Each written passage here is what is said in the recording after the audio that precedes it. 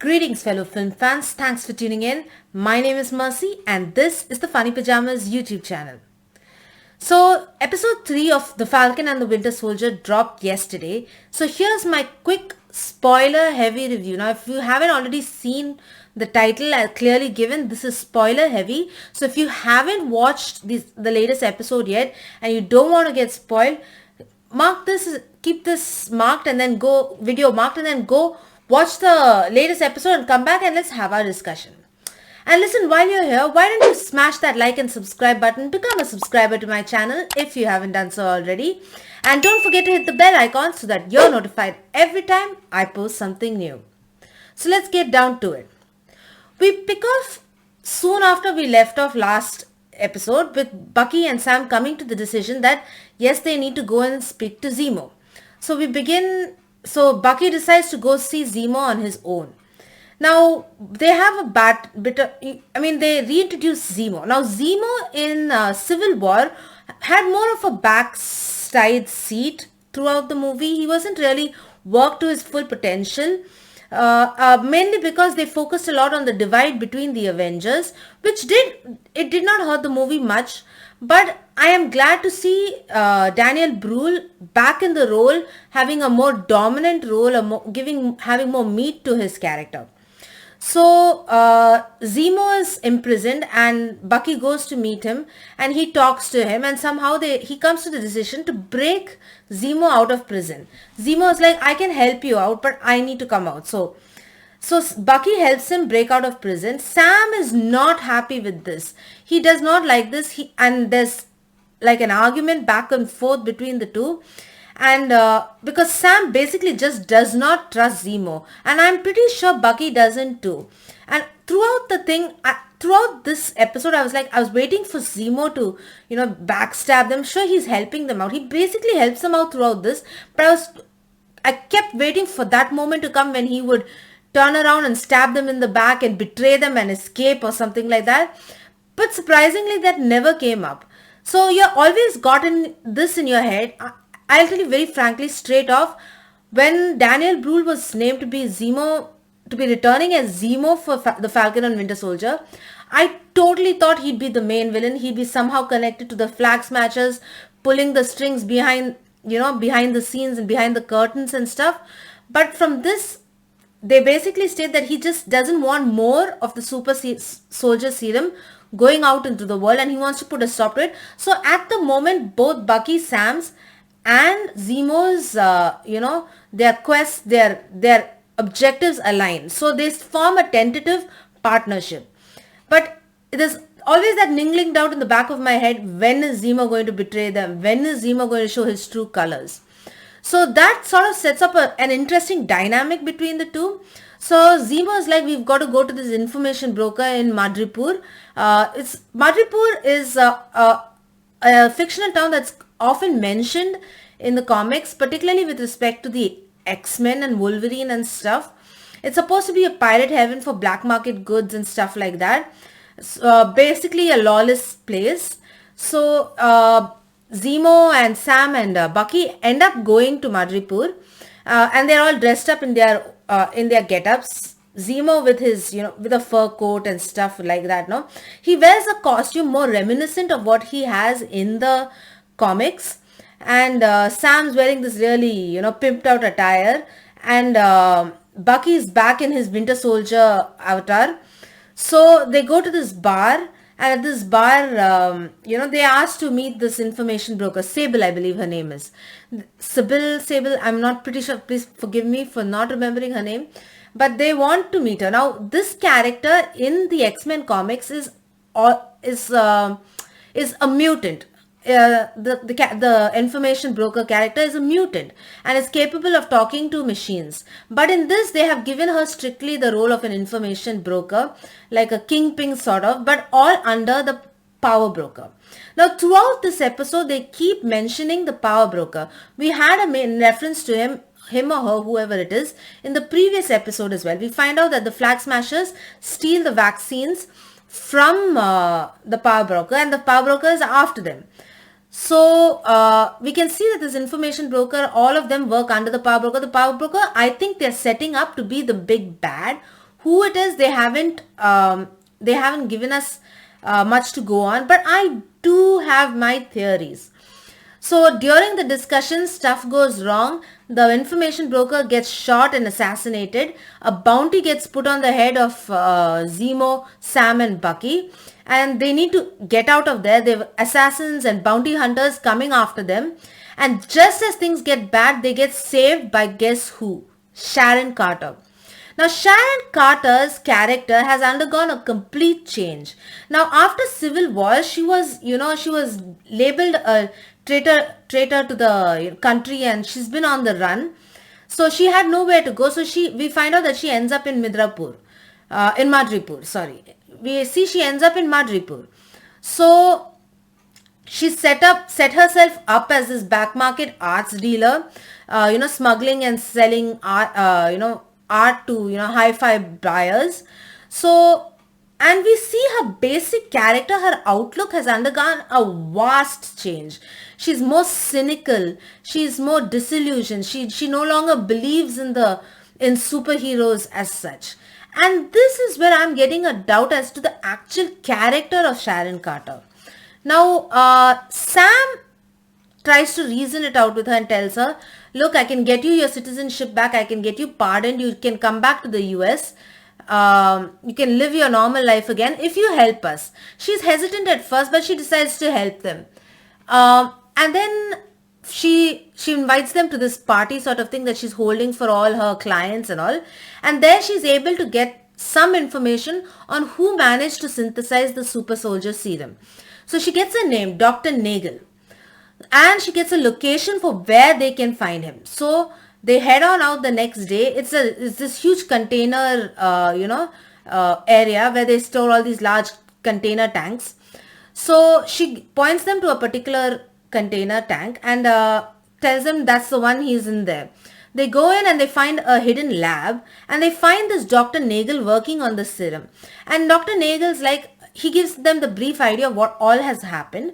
He's like, first he was recruited by Hydra to work on Dr. Erskine's super soldier serum. That was the serum Erskine is the German doctor who defected and then the German scientist who defected and then came over to the American side during World War II.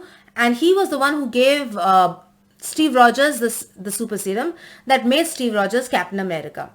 So somehow Nagel has managed to isolate the compounds and he was able to synthesize a serum, and according to him he was able to synthesize a serum that did not require the use of large machinery and it did not change the physical appearance of the individual who took it. He worked using blood samples that the Americans had taken. First he worked for Hydra. When Hydra was dissolved, the CIA contacted him and asked him to continue his research. So he continues this and he's given the blood samples of an American with the super soldier serum in it. And this American is Isaiah Bradley, the guy we met previously, the old man, the old super serum soldier we met in the previous episode. That, Bucky reveals has been around for quite some time. So he says that he's managed to synthesize a more perfect version of the serum. And when Zemo finds out that none of the serum is in the laboratory at the moment, he shoots Dr. Nagel straight up at point blank. And because he does not want more of this super serum going out into the world. But this triggers the bounty hunters coming after them. And since the bounty hunters have already arrived there, we have a showdown. Now this particular episode was more action heavy. Sure, the first two episodes had huge action set pieces, particularly with the jumping off the plane and the fight on the top of the trucks. But this on hand-to-hand combat basis had a lot more action. And let me tell you, Emily Van Camp kicks butt. She is amazing as Sharon Carter here. She's got a really good action sequences. I do believe that this episode was written by someone who was previously involved in the John Wick films. So you do see a bit of the action heavy sequences translated to this episode, and it does help it out. Now as they fight the bad guys, Zemo goes off in another direction, and you start thinking, oh, is he going to betray them? He puts on the mask, and we see him, like wreck shop on those fools and totally take down all of them. This was a pretty violent episode, with a guy getting a knife, his hand being impaled in a knife, a guy getting impaled on a a metal beam and stuff like that. But it was action heavy, very action heavy, and I thought that was pretty good. It was a refreshing change. Now, coming back to the flag smashers, they are trying to get vaccines and provisions to all those who have been displaced following the blip. Now, those who were displaced following the blip were all put in refugee camps. And as we can see from this, the condition of the people in the refugee camps is not good. They are not given proper food, no good health services, nothing. A lot of people are contracting diseases like tuberculosis, and a lot are dying in these refugee camps. And this is how directly affecting Kali. She's the leader of the flag smashers. And she despises the agencies that are responsible for this. So they're basically like a Robin Hood type, no, steal from all the privilege and give it to the people in these refugee camps. So they show them stalking out a particular building where they've got a whole lot of supplies and food and provisions, and then they decide to attack it later. Now, the thing about the flag smashers is, I thought first they'd be downright evil, but they do seem to be giving them some bit of humanity. But at the same time, they are doing evil things, because once they steal the provisions from that garment building, they end up blowing up the main girl ends up blowing up the building, killing all the people who they had tied up and trapped inside. And her friend, her partner, another flag smasher is like, there were people still in there. And she's like, this is the only language they are going to understand. We have to make them understand, make them see that we deserve a good life as well. And this violence is the only thing they understand. Now, meanwhile, John Walker is trying to get a lead. He can't get a lead, and he finds out that Zemo was broken out of prison, and he suspects Sam and Bucky. So all this while he's been following the rules. Now he's like, okay, maybe we should not follow the rules precisely. Now, I have my theories regarding John Walker, the new Captain America. I do believe he is leaning slightly towards the darker side, because in this episode you see him roughing up this guy who had originally given the flag smashers some refuge in his place. He had built up a small bunker sort of place where they could take refuge and hide away from the authorities. You see John Walker roughing up that guy, and that guy tells him, I don't believe in you, your symbols, your idols, you all are nothing, and you see John Walker almost about to lose it and totally punch that guy's lights out, but he just gets himself under control. Now, whether John Walker has already received a batch of the super serum, or whether further on ahead he's going to get it, but I do think at some point he is going to get the super serum, and I do believe he's going to go dark, like a dark Captain America sort of thing. And I do believe they're setting up the power broker to be the big bad, overall big bad, and it's going to be a revelation. Now, meanwhile, this Bucky, Sam, and Zemo, they head over to Latvia, where they seem to have located this girl Kali. So they seem to have located where the flag smashers are. So they head on over there. While they are going, Bucky sees these small beads sort of thing, and he recognizes them. He recognizes them because they are the beads that most Wakandans wear around their wrists. It's like some sort of jacked up iPhone sort of thing, that they have. And each bracelet is custom to each Wakandan. So he recognizes it as Wakandan technology from the time he spent in Wakanda. So he follows the trail of the beads, and he meets one of the Dora Milaje, that is Ayo, I think her name is. She's standing there. We saw her a bit in Captain America Civil War. She makes a small appearance there. She does make an appearance in the Black Panther movies. So she's one of the Dora Milaje, and she has come to take custody of Zemo, because Zemo was the guy who killed King T'Chaka, that is T'Challa's father. So I was not expecting a Black Panther crossover here, but it did happen much faster than I expected it to. Now, going over everything, I have to say we're already in the third episode of the series. We're in the midway point. There's just 3 more episodes to go. And I kind of feel like the stakes are not high enough. There's not enough danger. Sure, they're going from place to place, solving a mystery stuff. But that stuff is at risk, that people's lives are at risk, that the stakes, like, I don't know how to explain it. All I can say is I don't feel like the stakes are high enough. I hope they ramp it up and give us more. Right now, for me, this episode, though action heavy, fun, a lot of cool references and stuff, was a bit lukewarm to me. I don't know. Maybe they're going to pick up the ante further ahead, because my main nitpick with this series so far is I don't get a sense of stake, that something is up for, something evil is going to happen, people are going to die.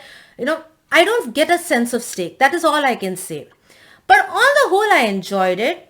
I will say by midway of WandaVision, I was way more invested in WandaVision than I am right now in Falcon and Winter Soldier. I do hope they pick it up. I'm hoping that it all goes well. I'm always happy if content is good, and the more better content we get, the more happier and more better for us as audiences. So let me know what you think. Have you watched it yet? And if you have, are you along the same lines as me, thinking that I feel the stakes are not high enough yet? And I'm pretty sure more faces are going to be seen. I have no idea who else. I do believe at one point Black Widow's sister Florence Pugh was supposed to make an appearance. Not so sure about that.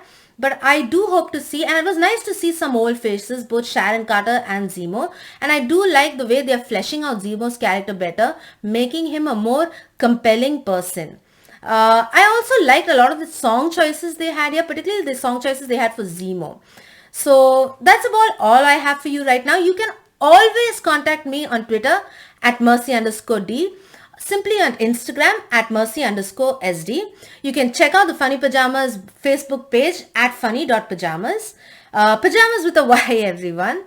And you can always contact me via email simply on mercy@funny-pajamas.com. Pajamas with a Y. And don't forget to check out the website simply at www.funny-pajamas.com. Need I say it, guys? Pajamas with a Y. Thanks for tuning in. That's all I have for you right now. Hit me down in the comments section below. Love to hear your thoughts, your theories on where this is headed. I want your, theories of who the power broker is.